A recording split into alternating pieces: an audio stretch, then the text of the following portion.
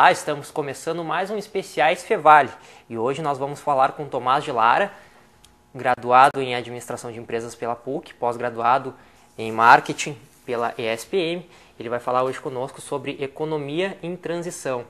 E isso que já passou de uma tendência, né, Tomás? Já é uma realidade, esse fato da economia entrar em transição, o fato da internet estar expandindo aí para o 2.0, as pessoas estarem cada vez mais participando ativamente do conteúdo das empresas.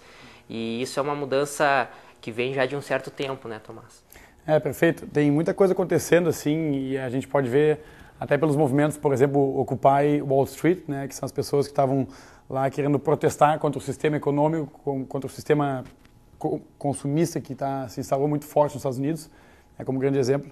E o que eu tenho visto, assim, desde as empresas que eu tenho trabalhado, também por ter participado já do Fórum Econômico Mundial e ter agora também estudado num colégio bem legal sobre economia sustentável, eu vi que muito do que está vindo agora é uma economia mais colaborativa, uma economia mais social, mais inclusiva, uma economia mais cívica, né, onde as marcas que não entenderem essa nova mudança de paradigma, na minha opinião, elas vão começar a perder posicionamento, vão começar a perder valor. Eu acho que é realmente uma mudança muito, muito grande que está acontecendo agora.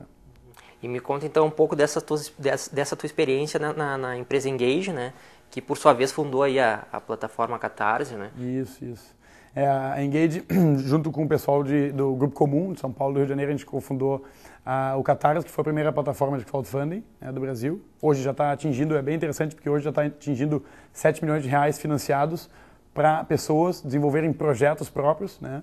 Desde projetos de música, documentários, peças de teatro, de dança e até projetos sociais de grande impacto estão sendo financiados ali no Catarse. E, bom, a Engage basicamente é uma empresa que desenvolve tecnologia para inovação social, né? Ou seja, a gente usa o poder da internet para empoderar as pessoas para fazer uma mudança positiva na sociedade. Então, o crowdfunding é uma da visão que tu pode mudar a sociedade ao dar autonomia financeira para as pessoas, para elas poderem desenvolver seus projetos, seus sonhos, né?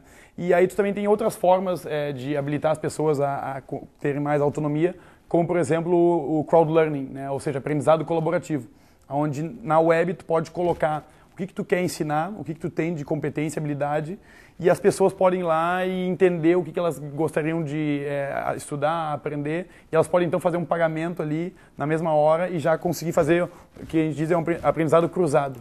Então é bem legal porque já não depende mais de uma visão de que tu tem que ter uma instituição, uma escola, uma faculdade para tu ter um aprendizado. Mas sim, peer-to-peer, tu pode me ensinar a tocar violão, que eu não sei, e eu posso ensinar alguma coisa de economia em transição, por exemplo, ou de crowdfunding, ou de qualquer coisa, entendeu? Isso é a questão do aprendizado colaborativo, onde eu me preocupo contigo, a gente estabelece um valor de troca, porque a gente é interdependente, a gente quer se ajudar, e a gente consegue desenvolver esse aprendizado. E o que levou, assim, Tomás, a essa mudança? Porque até bem pouco tempo, o consumidor, enfim, eles fazia bem o papel de consumidor. Ele consumia, na realidade, o conteúdo e ele não tinha muita participação. Isso há pouco tempo, não. Uma década aí, pelo menos, atrás. Há pouco tempo, Mas na vivência de marketing é pouco tempo, sim, né? Mas o que levou as empresas a abrirem esse espaço, então, para o grande público? De que maneira as empresas se deram conta que o público podia colaborar de forma ativa para o crescimento, enfim, das empresas? Eu acho que o que também aconteceu muito foi essa questão da maturidade da Web 2.0, né? E o que é a Web 1.0, 2.0? Basicamente, a Web 1.0 era uma web onde as pessoas que desenvolviam e que criavam conteúdo eram apenas os programadores, né? Pessoas que sabiam programar em HTML, Java e as linguagens. Então, eles iam lá e disseminavam conteúdo e publicavam páginas e tal. E agora, a gente pode pegar, vamos dizer ali, a partir dos anos 2000, 2001, 2002, 2003, 2004 para frente. Wikipedia é de 2001, Facebook de 2004, Twitter acho que é 2006 ou 2007, né? São plataformas onde elas são Web 2.0. Por quê? Porque é o usuário que gera conteúdo. No Wikipedia, como todo mundo sabe, ela é colaborativa, as pessoas vão lá e colocam, né, o conteúdo e aí o grupo, o core team, ele vai lá e ele avalia se está ok ou não. Então tem toda uma colaboração de como botar aquilo na web.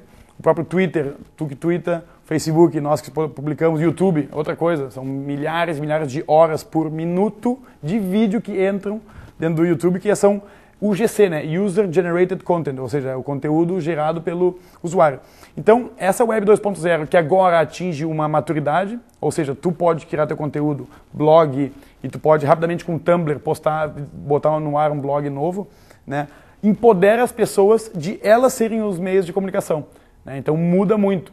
E aí antes, quando a gente tinha essa hierarquia, essa matriz onde só poucos meios e poucos famílias ou grupos dominavam a comunicação, dominavam talvez o marketing, a educação e tal, hoje em dia a gente tem uma questão muito mais em rede. Então, como eu falei, tu pode ir lá e postar o que tu quer ensinar e se as pessoas acharem interessante o que tu está querendo ensinar, tu vai ter um monte de pessoas acessando e até pagando para ti também. Então, tu mesmo tem o poder peer-to-peer de conectar de forma barata, rápida, a muitas pessoas. Então, essa é a grande diferença, né? Por quê? Porque veio essa maturidade e a tecnologia da internet nos facilita que a gente possa desenvolver conteúdos, se conectar.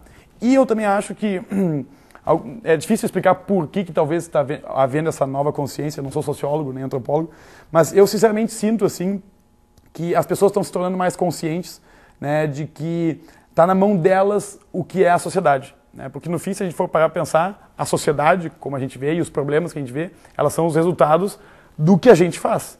Do que eu, tu, toda uma faculdade, do que uma prefeitura e tal.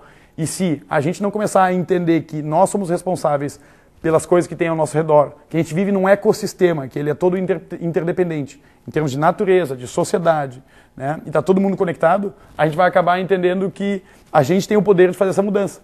Então, por isso que eu entendo que muito mais pessoas estão entendendo dessa consciência, estão já descobrindo que elas podem mudar a sociedade e não adianta só ficar reclamando para o governo, dizendo que está corrupto. Tal. É corrupto.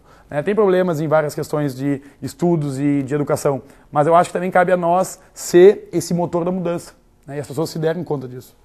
E isso não só o consumidor está se dando conta, e na realidade já se deu conta, como isso já também é alvo de grandes corporações, e isso está refletindo muito forte economicamente também, né Tomás? Prova disso essas duas palestras que você foi fazer então no Fórum Econômico Mundial, que enfim, os olhos do mundo se voltam para lá nesse período em que acontece. Você foi falar lá sobre tecnologias para a inovação social, ou seja, o fator econômico também está pegando muito nesse lado aí para as grandes corporações. É bacana porque o Fórum Econômico Mundial, a verdade é que, bom, já tem desde 70, né, que eles se encontram em Davos, e sim, eles são elitistas, realmente estão lá os homens mais ricos do mundo, os donos das maiores empresas do mundo e também os chefes de Estado, mas é legal que nos últimos 2 anos, em específico, aumentou o número de pessoas como eu, que não sou milionário nem chefe de Estado, né, mas sou um empreendedor social, ou seja, sou um cara que desenvolve um negócio, me preocupo em desenvolver negócios que tenham uma melhoria para a sociedade. Então e a Engage é assim, o Catarse também, são negócios que ao final eles desenvolvem e trazem um valor compartilhado para quem usa aquele negócio. Então por isso eu e mais 50 outros Global Shapers, que é uma comunidade que existe do Fórum Econômico, eles foram chamados para falar de como eles estão mudando a sua sociedade ao redor do mundo, né? Através dessa questão de um tipo de negócio, um tipo de jeito de olhar para a economia de forma mais consciente.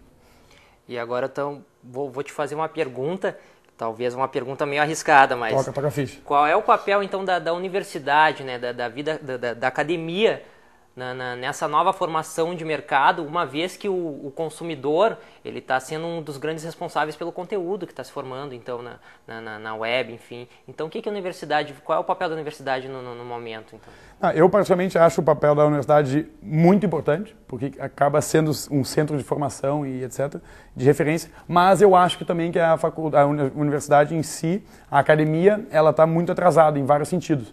Ela, por muitas vezes, ela acaba ainda sendo muito, digamos assim, tradicional na maneira de educar. Ela não está se dando conta que o aprendizado ele é muito mais importante quando ele é feito entre as pessoas e também quando as pessoas começam a se conectar à sua essência, começam a aprender quais são os seus medos, suas paixões, seus sonhos, né? Então, talvez uma educação mais humana, mais voltada para o indivíduo e aí ao grupo ao mesmo tempo. E não essa educação, pelo menos que eu fui formado na PUC, que foi interessante para aquele momento, mas hoje se eu voltar para trás e olhar o que eu aprendi eu realmente não uso quase nada e tenho que desaprender o que aprendi para fazer novos tipos de colaboração, novos tipos de fazer negócio. Por quê? Porque naquele momento eu tinha um aprendizado que era 1 para N, ou seja, tinha um professor ou um grupo de professores que jogavam um aprendizado para 30, 40 alunos.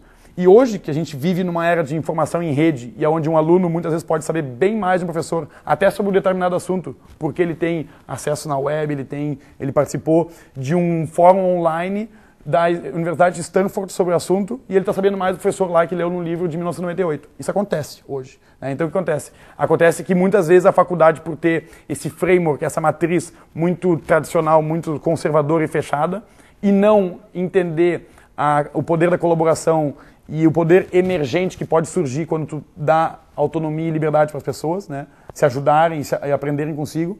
Se elas continuarem assim, se as universidades e as academias continuarem assim, eu acho que elas vão ter sérios problemas na frente e muito do aprendizado colaborativo, do aprendizado online, das pessoas autodidatas buscando aprender por si mesmo, eu acho que vai ter uma grande mudança e as universidades vão ter que reaprender ao seu negócio, de verdade, desde o core business deles.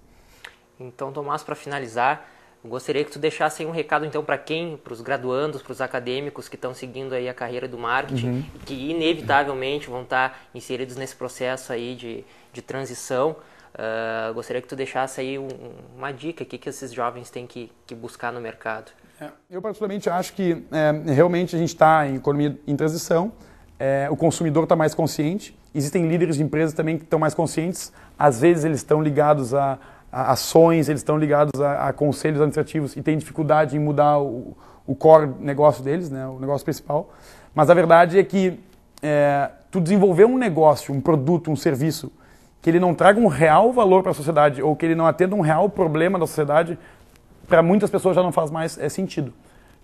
Jogar um produto no mercado só para jogar, só para inflar o consumismo ou realmente fazer com que as pessoas consumam mais e mais e mais. Sendo que tem tantos desafios para se mudar, para se melhorar, os quais tu pode desenvolver negócios para isso. E isso é o empreendedorismo social.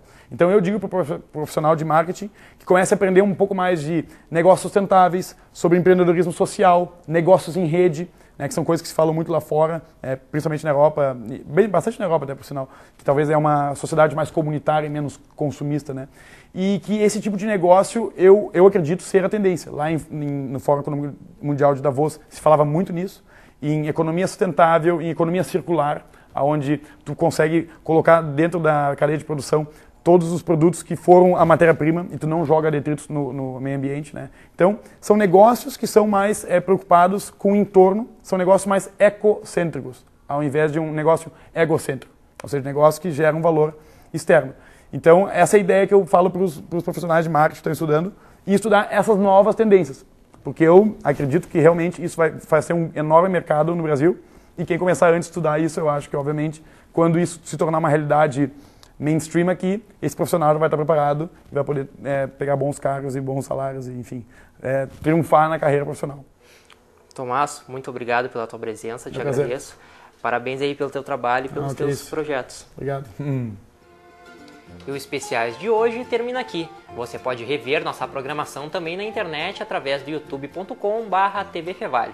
Eu me despeço por aqui, muito obrigado pela sua companhia e até a próxima.